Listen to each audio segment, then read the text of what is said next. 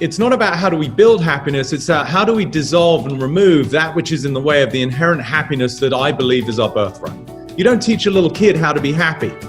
What they learn is to be unhappy, right? It's a learned mechanism like fear or hatred. Love is, I would assert, our natural state.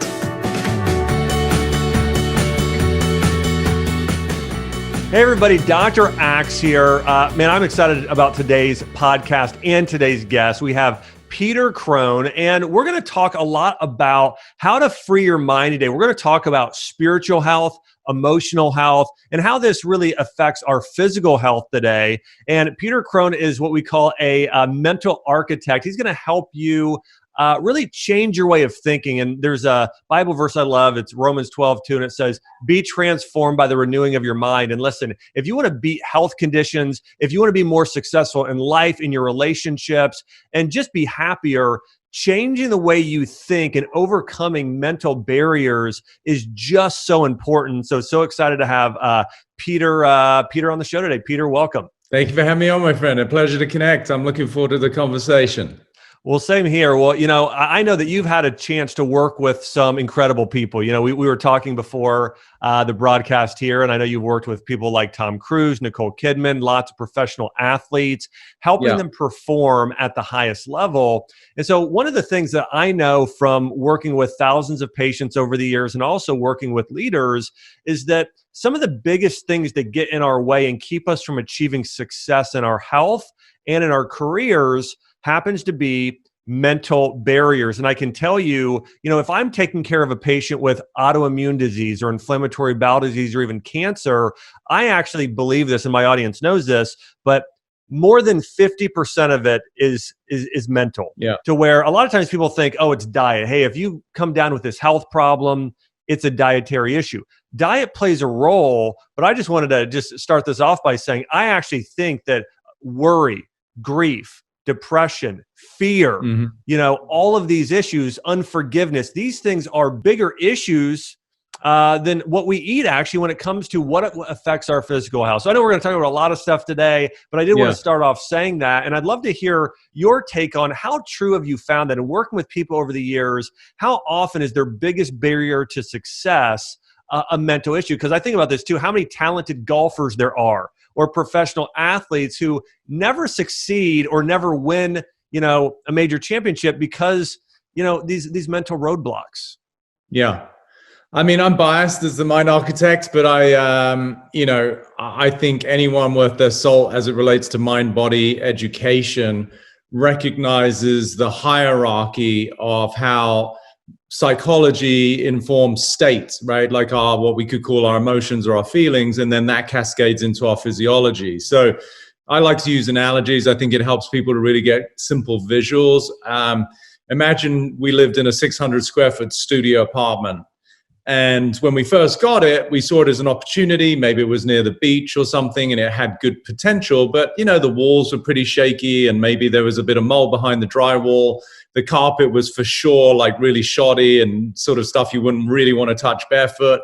But we bought the unit and we upgraded it. We tore out the carpet, put in some nice wood floor. We remediated whatever mold there was. We put in a new fresh piece of paint and we put in some beautiful furniture, right? So we could argue that what we did was we really upgraded that space. That would be akin to somebody changing their diet, eating better food, getting away from GMO, glyphosate-covered junk, starting to eat local farmers market produce. They stop drinking sodas, alcohol. They're not using nicotine. They're like having more exercise and movement in their life. They're getting some sun exposure. That would be the quote unquote improvement, right?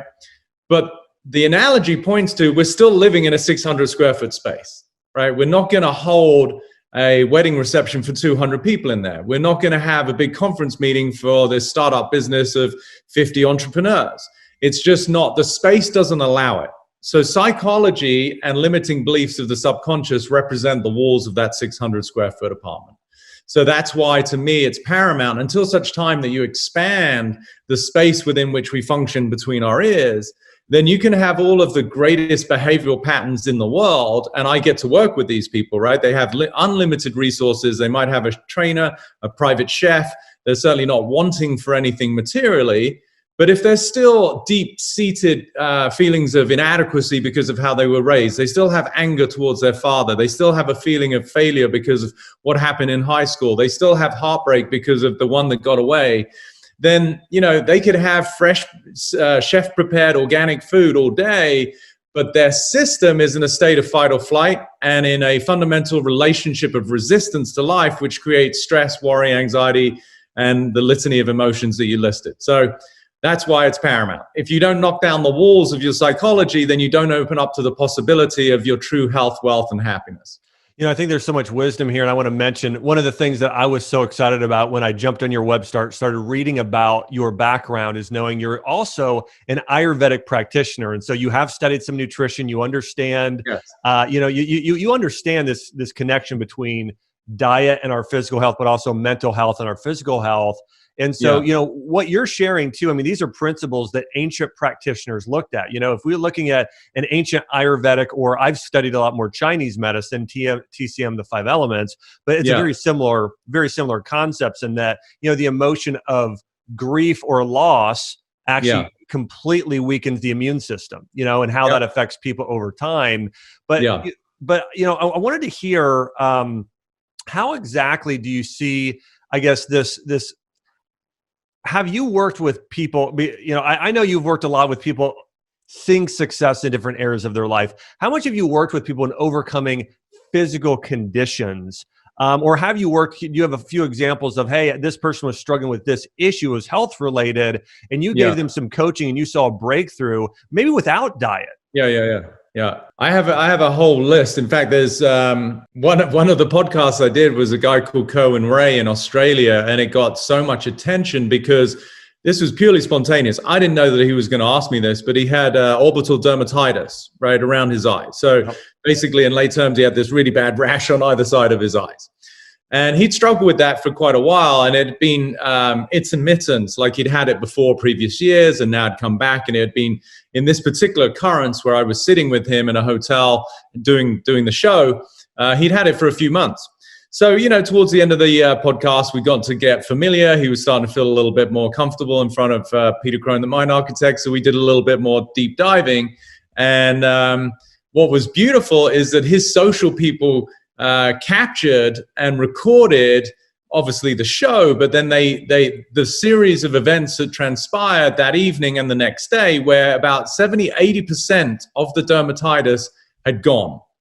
Now, that seems to most people like a pure miracle, and they did an incredible job. I'm actually probably going to be posting it soon, where it shows how the trapped anger and judgment and friction that he had from his parents separating, this is all disclosed during the podcast, so none of this is confidential, was creating so much, in Ayurvedic terms, pitta or heat, right? Obviously there's fire in TCM too. So there was too much heat in his system. Fire tends to travel through the blood, the liver, the gallbladder, the skin, and the eyes. And heat also rises, right? So when people get migraines, invariably it's up here. And equally, when there's skin irritation, it tends to be around the face. And so his particularly was around the eyes. So we actually remediated, talking about mold earlier, but the anger that was in his system, the hurt that was this little boy, that he felt that his whole family unit had dissipated, and it left him feeling very vulnerable. And he'd put immense pressure on himself under the impression that he had to make sure he never did that as he grew up and became a family member himself. So there was just all of this internal tension and friction, which manifested even in his physicality. Like, he was quite a bulky guy who was very self-defensive. He's a big sweetheart underneath it, as most, sort of bulky guys are, as a form of self-protection. So that's one really powerful incident that actually got captured, where his dermatitis, and then within about 3 days, the whole thing had gone. And he'd been trying everything from gallbladder flushes to changing his diet to fasting, but it was the emotional component that never actually got reconciled. So, that's one. I mean, there's not one person I help. They may not have some sort of diagnosed disease or issue, but everything from multiple sclerosis to rheumatoid arthritis. I was talking to a client literally yesterday who's got rheumatoid arthritis, and I was helping her understand that any kind of inflammation between the joints is invariably a reflection of inflammation between where you join in relationship. Mm-hmm. And she was so blown away. She said, you just completely described all of my relationships. There's a friction, there's an aggravation.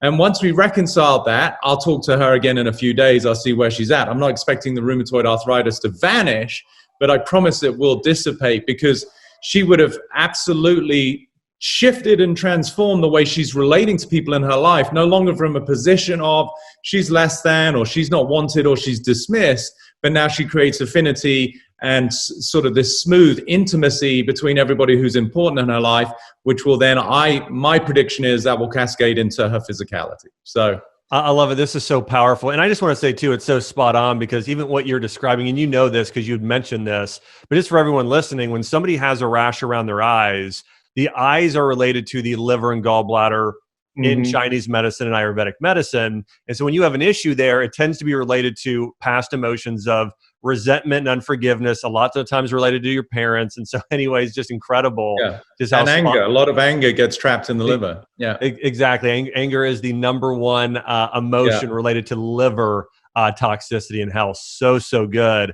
One of the things I wanted to ask about is, and I know this is so important, building happiness and joy in our lives. I think that's one of the things that, when I work with patients and people still today, and by the way, I had my clinic in the past. I no longer, operate that clinic and take care of patients in that way, but I still, work with some people on occasion. That being said, a lot of people today are living in fear.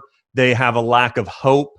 And so I think focusing on some of these positive emotions, but what are some of the biggest things that are sort of blocking us from having, emotional freedom in our life and that are keeping us from truly being happy? That's a big question. That could probably take the entirety of our conversation.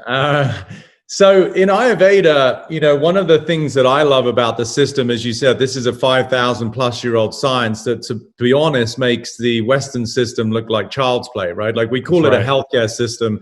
It's got nothing to do with health. That's not to in any way dismiss it. It's incredible if it's like a triage situation, like acute intervention, emergency. If I'm in a car accident, I'll be the first to say, rush me to the ER. But it is such a disservice as it relates to what it means to be a healthy human being, because they are sick care and disease care specialists, right? A doctor is a specialist in pathology and then learns pharmacology as a form of treatment. I'm a specialist, and I would assert you are, in health, right? That's the other end of the spectrum.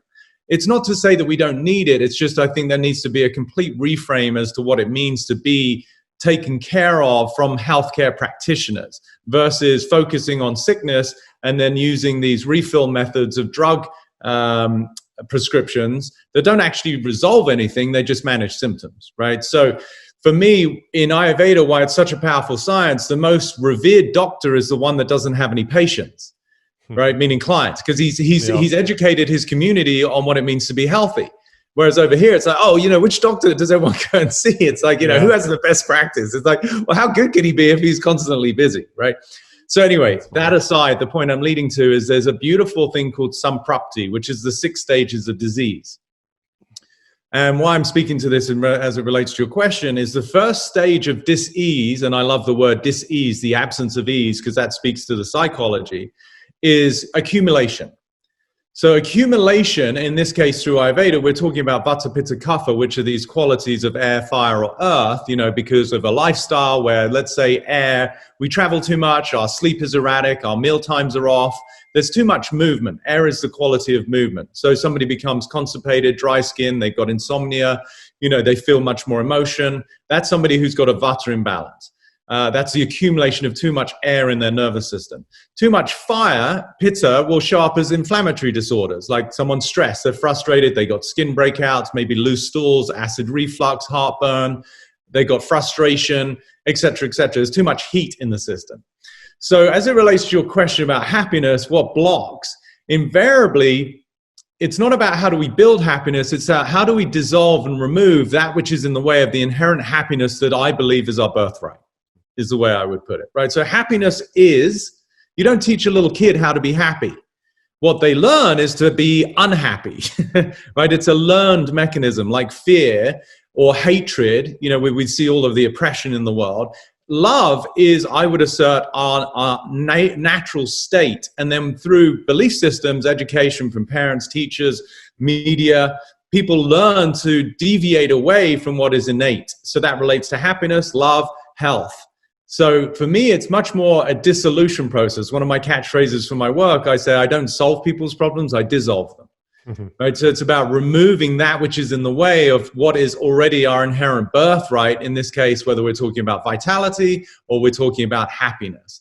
So happiness to me is there. What we can do is look, okay, what have you accumulated, stage 1 of disease, that now is an aggravant, stage 2 of disease, in the way of what is otherwise a natural state of being. So hope that makes sense. No, it makes total sense. No, it makes total sense. I didn't want to say this because I know I have people on here who come in with different philosophies. I just wanted to share mine. Mine is a little bit more in terms of biblically speaking. But for me, when we're talking about this state of joy, it says, and from what I from everything I've seen come to fruit in my life, it's so much being in the presence of God is what the Bible quotes as being your ultimate joy, and then also having deep, intimate connection with other people. And I think that's been such a challenge in the world today. Thinking about this, okay, do you have a deep connection with God? Do you have a deep connection with the people in the world today? With if you are married, to your spouse, to your kids, to your friends, to your neighbor, to your community, having these deep, intimate relationships where there's this, love, as it talks about in the Bible, this sense of like sacrificial love, where everybody's sacrificing, loving each other and supporting each other in that way. All that being said, how much is, the time period we're in today where it's lack of connection, lack of true connection? Maybe somebody's doing a Zoom call or somebody's on social media, but today there's such a lack of face-to-face community, this intimate connection with a lot of people. How important is actual community to being healthy? And what are your thoughts on some of what I just shared in terms of community, connection to each other, and maybe the challenge of that today? I mean, it's as important as me saying it's paramount. It's primal. It's, having a sense of belonging it's innate, right? I would assert, even with the work that I do, one of the predominant driving forces when I'm helping people dissolve their quote unquote psychological and emotional disease is a deep longing for love and acceptance. Within each adult that I work with, however, wealthy, famous, or whatever status they have, invariably what I'm helping quote unquote heal or bring to the surface for integration is a child that never felt loved and accepted. And it breaks my heart as somebody who's just very, sensitive and caring, to think of how many children are dismissed. Now, there's a whole cascade of different forms of abuse, right? Like obviously we've got the heinous, abhorrent forms of sexual abuse that happen, unfortunately, to children. We've got physical abuse, people, kids being hit. We've got verbal abuse, kids being, spoken at in hostile terms or with raised voices, which is very scary to a child. But one thing that I want to add that most people often sort of neglect to include is just the absence of love. So what that means is it might look like on the surface the kid is not being abused, but in the absence of love, meaning that they're not fully seen, they're not fully held, they're not fully made to feel safe or valued, that to me is a form of abuse. And so when I'm helping people, it is still that aspect of a human being's soul and their psyche that is looking to be held. One of my quotes, I say, the ego doesn't want to be healed, it wants to be held. And so it is paramount to have a sense of belonging in whatever form that is. It could be an intimate one-on-one connection, and this is why a lot of people get a lot of satisfaction from pets even, right? Like they find that connection with another sentient being. There's a sense of belonging and community there, albeit just maybe one-on-one. Whether it be your local church group, whether it be your local yoga class, whether it be your local farmer's market, whatever it is, we as human beings are wired to have a sense of belonging and community. And it goes further, right? There's even the second law of thermodynamics in physics, which is that any body that is put into isolation is going to degenerate, right? So what is the ultimate form? That's a law of physics. So when you take an object and put it into isolation, there's this deleterious effect. So what is the ultimate form of We could say punishment for a human being is solitary confinement in prison, right? It's not enough to be in prison. Now you're put into solitary confinement. And what happens there is literally somebody loses their mind. They're clawing their face. They're pulling out their own fingernails. So that's obviously an extreme version of what is happening for so many people right now who are in their own version of solitary confinement. And it's leading to the spike in suicides, the immense amount of depression, anxiety, fear, that to me far outweighs any of the damage of a virus that is going to be integrated before we know it, and at 99.7% of us are going to survive. So, so that's where I stand on that whole thing, is that the quote unquote reaction to this is, I think, appalling. The so-called experts out there, whatever you want to believe, whether they have an agenda or not, to me, they are not interested in human health. If they were, they wouldn't shut down Mother Nature and churches and leave open liquor stores and fast food joints. That makes no sense as it relates to somebody who apparently is interested in your health, right? So there's a complete conflict of interest, combined with the fact that Big Pharma don't want people to be well because their profits are based on drug sales. That doesn't mean they're bad people. They're a business. Every business wants to make money. But let's just understand what we're dealing with here. Not people who actually want you to thrive, but rather people who want to manage your symptoms so that you keep going to fulfill on your prescription every month, right? So yeah, I mean, we're completely aligned. I mean, you shared my mind right there, and so it's so true that and even what you started saying is that today's system is not a healthcare system; it's a sick care system, and we are good at acute emergency care. Absolutely. But we're not good at wellness. We're not good at helping people get healthy. And you are absolutely right. It's like the cure is worse than the disease, right? It's like 100%. Yeah, liquor stores sales were up 50%, and then some of the other sales of other things were even worse. And so all that being said, I'm in complete alignment with you, and just knowing, hey, community is such an important part of us healing and being healthy and our joy. I think about the most meaningful experiences of my entire life. None of them were by myself, right? Exactly. These things that give me joy, they were with people, and like where we were sharing this experience together, so much more meaningful. One of the things I think is so important for us to discuss is how we start the healing process. Because if somebody's listening to this and they have, an autoimmune disease or cancer or diabetes or, another medical condition, and they're saying, okay, I want to start healing emotionally so I can heal physically as well. What are some of those steps, and what's step one in the subsequent steps in order to start this healing process? Great question. And again, I'm a big softie and I love helping people. It might seem easy for me to sit here, like, from what people can tell, I look like a pretty healthy guy. They're probably thinking he does pretty well. He's got some nice shit on the shelves behind him. It's like people could think that there's an assumption that my life is, just a breeze. And I first of all want to say it's not. I was orphaned by the age of 17. My mom died of cancer when I was 7.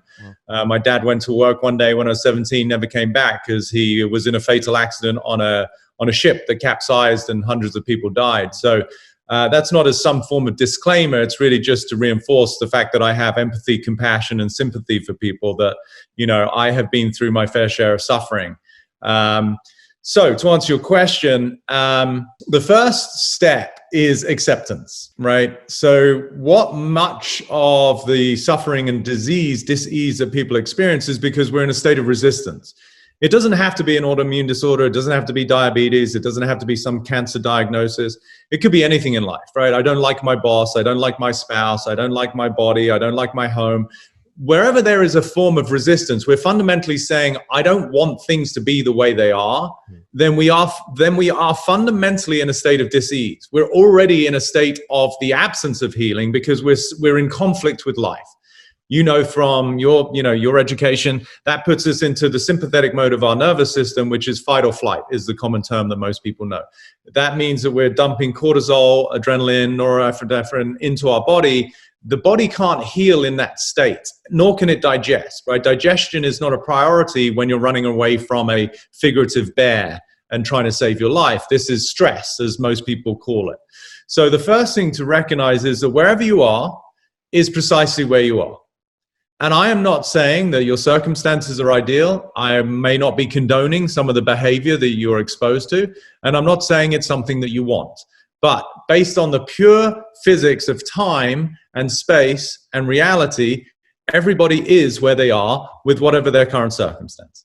So if everybody could just take a deep breath and go, okay, I'm here. This is the way it is. I'm 20 pounds overweight. I'm 70 pounds overweight. I have the psoriasis. I have, diabetes. Now, that's stage one. Stage two then would be to start to look at language and become responsible. Most people's relationship to life is victimhood, meaning they're under the impression life is happening to them and that they have, quote unquote, no say. This is why our sick care system has so much power, because apparently you talk to some guy in a lab coat or a girl and they will tell you what to do. So you're really following instructions versus coming from an energy of inspiration, right? I say I don't tell people what to do, but I hopefully inspire them to see what's possible. That's a totally different interaction.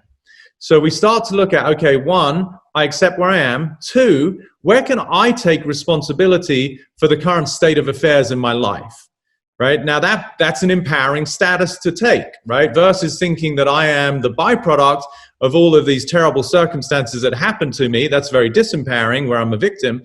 So now I start to creep into the energy of responsibility. Three would be language. So you said, oh, well, what if somebody has an autoimmune disorder? I would reframe that and say, I don't have an autoimmune disorder. There is an autoimmune disorder. Subtle, but powerful, because it creates space. If I have something, what I'm doing energetically is I'm holding on to it. If I say there is one, then I'm creating an observation of something that feels a little bit distant from me. Now I can start to look at, well, what might that be the result of, right? So certainly the resistance is going to be part of it. Autoimmune, attacking oneself, the energy of resistance, whether it be of myself, oh, I'm such an idiot, I'm a loser. All of that dialogue is autoimmune, right? It's just psychological and emotional autoimmune. So where am I being harsh on myself? Where have I learned the patterns of self-destruction, the absence of self-value because of how my dad, my mom, or whoever spoke to me, and now I'm under the impression that I'm some sort of inadequate human being? That's a very diseased mindset, which is going to cascade into our physiology. So accept where you are, take some responsibility for the fact that you have, in ways that you may not be fully aware, for which there's no accountability, but you have nonetheless created the circumstances of your life. And number three, start to look at the languaging you're using in the way that you speak to yourself and you speak about your circumstances, right? Because the ego's number one priority is to be right about itself. So if somebody can fail at something and then turn around and go, see, I told you it was too good to be true, or that always happens to me, all you're doing is justifying your own inadequacy. You get to be right about the circumstances that apparently you don't want. Right? And that's a very powerful distinction that a lot of people don't want to be accountable for. They'd rather be a victim than go, holy shit, I keep fulfilling on the same relationship patterns because I keep being right about the person I'm attracting. Yeah. Then beyond that, we start to obviously change behavior. If I start to have self-worth, responsibility, I speak kinder about myself, then I'm going to choose better behaviors and actions that are more indicative of somebody who cares about themselves. I'm going to eat slightly better food. And in that part, the behavioral part, what I want people to understand is it's less about what you do. It's more about what you don't do. Mm-hmm. I'm in decent shape. I'm an old guy, but I still got, I've still got the abs and all of that. And people are like, dude, what do you do? I'm like, I just don't do most of the things you do. Right? Yep. It's subtle, yep. You have a six-pack, it's just you cover it with a bunch of shit, right? Yep. So it's about removing the sodas, the alcohol, the junk foods, the processed foods, the glyphosate covered shit, the GMOs. So that behavioral step 4 is really, okay, what am I doing to myself that is a disservice, that is detrimental to my health and vitality, that I can start to actually eradicate from my life? And that might include people. That might include boxes in your garage. That might include clothes that you've been holding on to forever. Anything that is a cleansing process there is itself energetically healing. So that, I've never quite delineated it like that, but I'm pretty sure if people were to follow those steps, they'd get some pretty profound results. Well, it's fantastic. And you said about 30 really profound things there. And I just want to head on a couple of them that I think are just so important to us healing.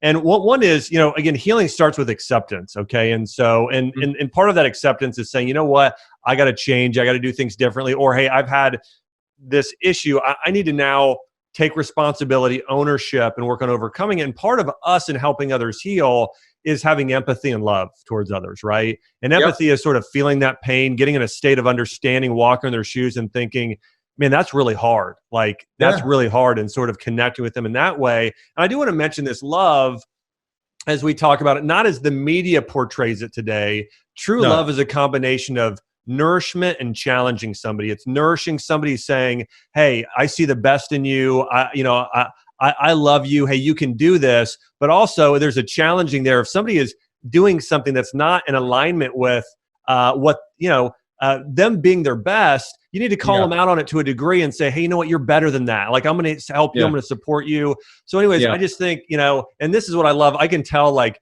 your demeanor and passion. This is how you coach people. This is how you work with people, getting them to be their best, as you operate in a spirit of true love, which isn't just, hey, acceptance, you're good, whatever. It's no. You are called to be great, and I'm here to help you do that. So anyways, so powerful. You also mentioned language. And I love this quote from the Bible. Again, it's life and death is in the power of the tongue. Literally, life and death, healing and destruction. And so again, the words that come out of your mouth, and it is incredible. So think about this. Everyone listening, if you have an autoimmune disease, or you know somebody that does, when you are attacking, it's your body's attacking itself. And so if you're using that language that Peter's talking about here, where you're attacking yourself, saying, I'm not smart, or maybe you had a parent in the past tell you you're not good enough, or a teacher, and you have that continually on replay in your brain, that is feeding that pattern of self-destruction physically. That's continuing to happen. What he mentioned there. And the other thing, I want to say this, and then I'd love to hear your thoughts on this. Yeah. How important is identity to our physical state and the success in our life? Because, I saw this with patients years ago, and I'm thinking about one patient I had, and she had fibromyalgia. And literally, I would say her number one, or one of her biggest identity factors, was, I have fibromyalgia. And it literally became part of her. She constantly talked about it. And I had to tell her, I said, Becky, listen, you can't say that anymore. And also, what's interesting about Ayurvedic and Chinese medicine, they didn't diagnose you with a condition. They said, you've got a pattern of imbalance. You've got too little qi and too much yang for hypothyroidism or whatever. But it's like, that's what they did. They never labeled you or slapped you and said, this is your identity. Exactly. And so talk to me about that a little bit, because you touched on that. But how important is our identity to healing? I would say it's everything, because, identity, and at least, again, you're going to have your own definition. So I'm making a few assumptions here, but identity as it relates to like our persona is self-worth and security, I think, are a big part of identity. Yes. So, yeah. So that's the way I took it, which is identity really to me is kind of what I'm working on. I'm revealing for people in the way that they're currently programmed based on their upbringing and their conditioning. So identity, quote unquote, is everything. Persona, even from the Greek understanding of the word, is when people, actors on a stage, would have a face mask, and that's how they would perform. And that was the persona. So it's a facade, right? So our identity is something that we take on.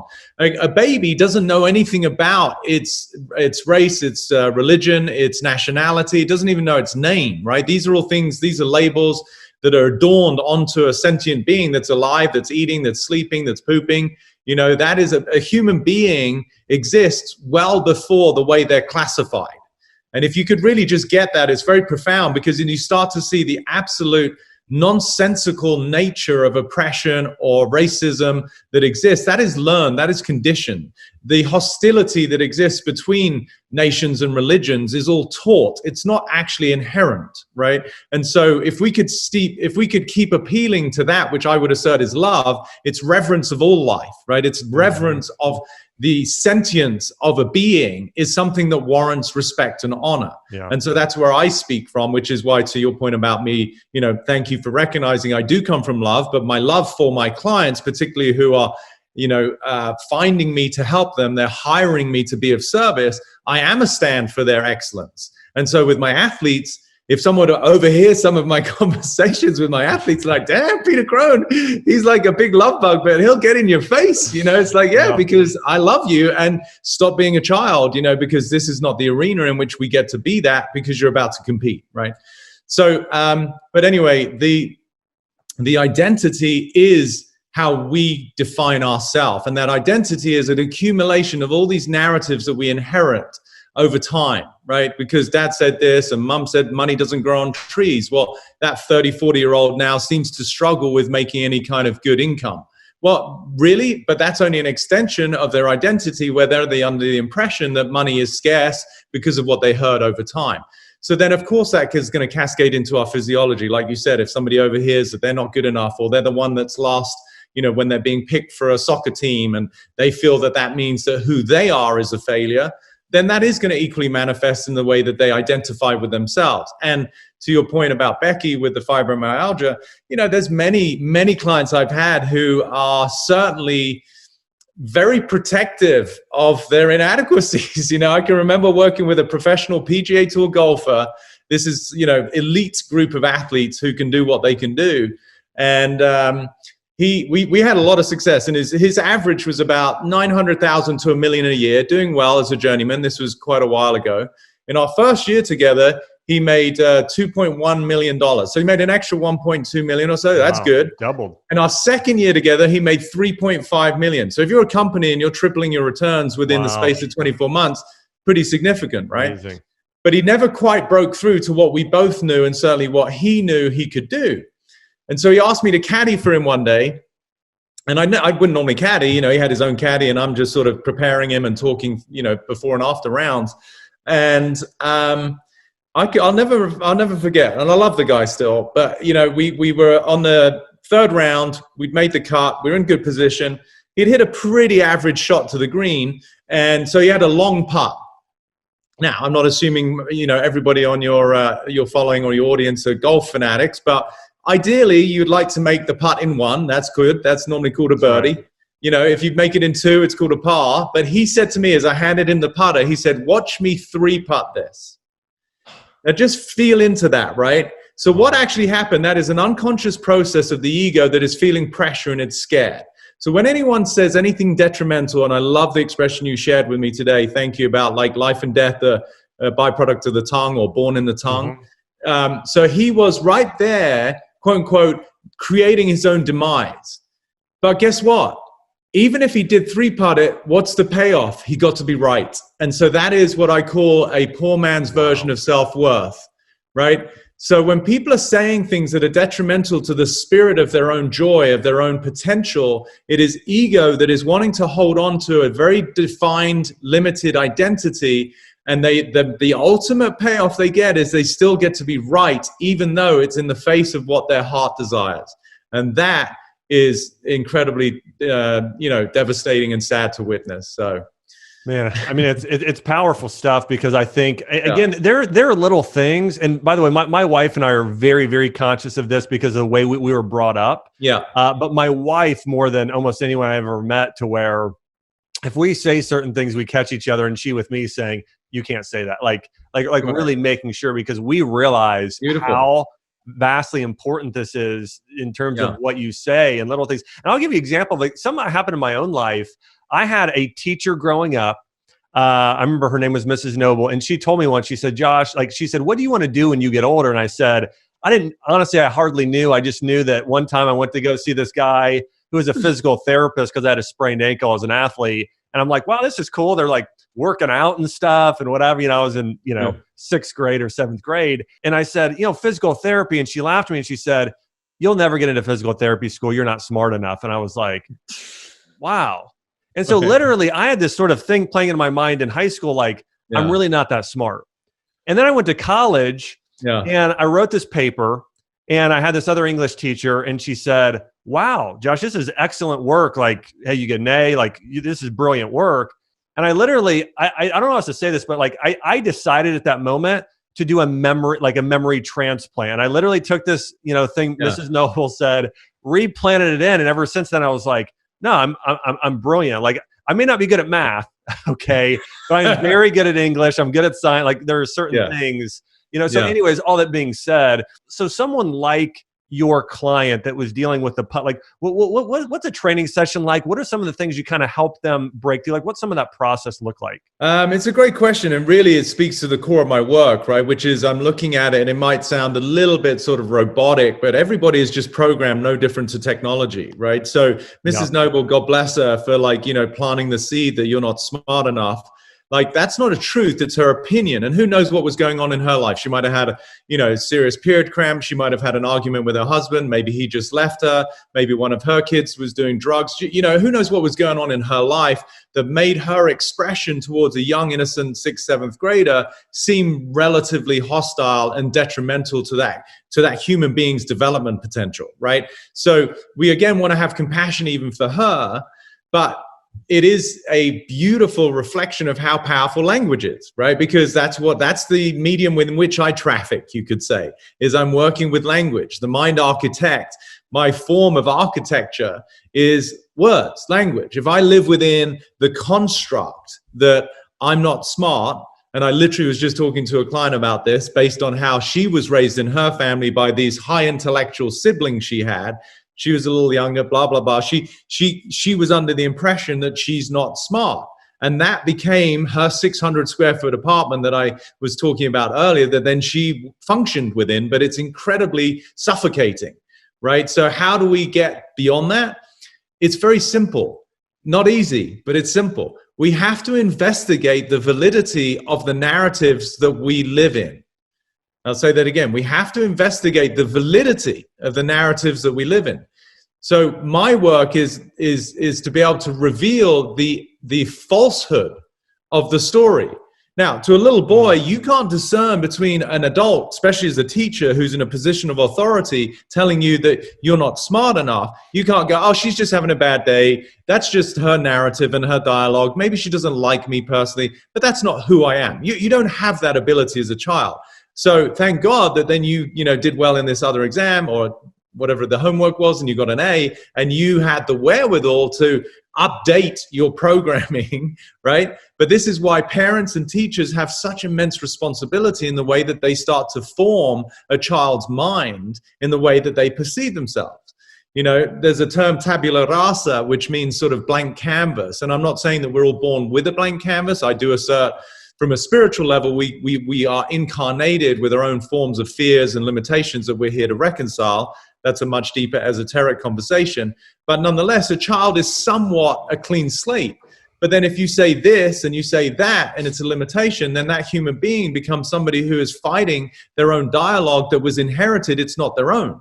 So it's language is so powerful. And that's why I ask people to be responsible with it.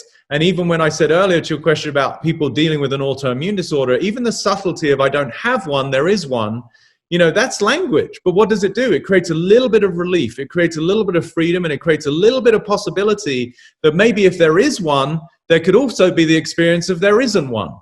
But if I have one, I'm kind of grabbing onto it and holding it, right? So that's really the exercise is reveal the dialogues that are themselves massive limitations, investigate the validity of them, and I promise you none of them are truths. Yep. They're just something that you believe. Obviously, the more you believe it, the longer it becomes for you a reality, then it becomes a little bit harder to overcome. But it's never a truth, it's just a conversation. Yeah, it's so good. I want to just remind you guys as well, one of the things that Peter and I had discussed here too is that Peter had said, you have a choice. And you need to take responsibility. I mentioned that quote earlier from the Bible, and that life and death is in the power of the tongue. And in this passage, they're really talking about life and death. Like, you have a choice to go either way. And I want to encourage everybody on this. Listen, if you're struggling with a health issue, if you have emotional trauma from the past, you have a choice to not live as a victim. You have a choice to be known as an overcomer, of somebody who is victorious in overcoming these things and have a big impact on the world and on your family and have a great life full of joy and happiness. But it's up to you. It's your choice. And I want to encourage you guys, check out Peter's website. It's you can go to petercrone.com, and he does coaching And he also has an incredible program. And so you can go to his website, again, petercrone.com. He's got an online course that I was looking through, and it looks really powerful. Again, Peter here is known as the Mind Architect. He has just released his first online course. And in this series, he really goes through how to have emotional freedom, how to have spiritual freedom, how to create breakthroughs in your life with your family, your relationships, in your career, whether you're a stay-at-home dad or mom, or you are a professional athlete or in the corporate world, whoever you are. Again, you're going to see more breakthroughs. And by the way, I've had coaching in my life. I've had some incredible mentorship. And I think doing online courses like this, getting coaching with another person is one of the greatest things you can ever do to experience breakthrough in your life. In fact, I've never, paid for a course or coaching and it not been, worth the money times probably 3 at least, and in some cases times 10. So I want to encourage you guys, check out petercrone.com. Having these breakthroughs emotionally and mentally is so key to healing your soul, to healing your body, and all of these things. I want to say, Peter, I really enjoyed having you on. Any last words or thoughts before we go? No, other than just, thank you for having me on. And I appreciate you mentioning the course. It's Free Your Mind. And I'm actually creating another one for, the end of the year, which will be the fundamentals of the mind, just sort of a basic introduction so people can understand, what it is that they're up against. And I really do, I just feel very humbled and grateful for opportunities like this. I really care immensely about the work that I get to do. I know people are doing the best they can within the limits of their current awareness. And I think that warrants a lot of sympathy and compassion. And I really do enjoy getting all of the feedback that people do, experience these incredible breakthroughs. And I would assert that's why we're here as humans, right? Is to expand beyond the constraints that we've been bamboozled to believe that we're stuck within. And there's nothing more inspiring than to see someone overcome adversity like that. So for sure, they can go to my website. Also, my Instagram is Peter Crone Official. There's a bunch of inspiring videos and content on there that people can check out. And I'm just grateful to spend time with you, my friend. I feel like we're old soulmates. We're speaking the same language, so it's great to spend time with you. And I really hope people got something from this, just to be, go easy on ourselves, bring a little bit more love and self-acceptance, and it's amazing what can happen from there. Well, I appreciate you, Peter, and I know that I learned I learned quite a bit from our conversation, and excited to share this with. I'm actually thinking of a few friends I'm going to send this to. I just think what you do is so needed and so powerful and so transformative. So again, Peter, thanks for coming on. Thanks for everybody for listening. We'll be back next week with another podcast and show. And thanks again to our special guest, Peter Crone. This podcast is for information purposes only. Statements and views expressed in this podcast are not medical advice and have not been evaluated by the Food and Drug Administration. Opinions of guests are their own, and this podcast does not endorse or accept responsibility for statements made by guests. In some cases, individuals on this podcast may have a direct or indirect financial interest in products or services referred to herein.